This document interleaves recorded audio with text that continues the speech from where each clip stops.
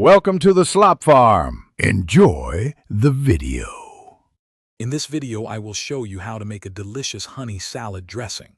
First, let's gather our simple ingredients. You'll need 1/4 cup of honey, 1/4 cup of apple cider vinegar, and 1/2 cup of good quality olive oil. Also, have ready 1 teaspoon of Dijon mustard, 1 small clove of minced garlic, and a pinch of salt and freshly ground black pepper. Having everything prepared makes the process smooth and enjoyable.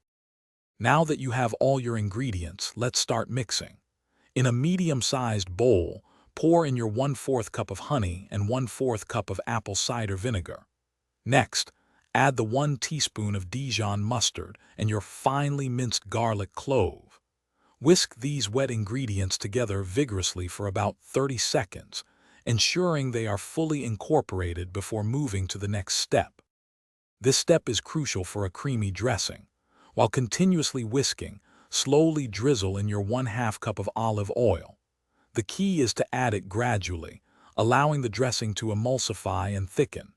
Keep whisking until the mixture is smooth and uniform.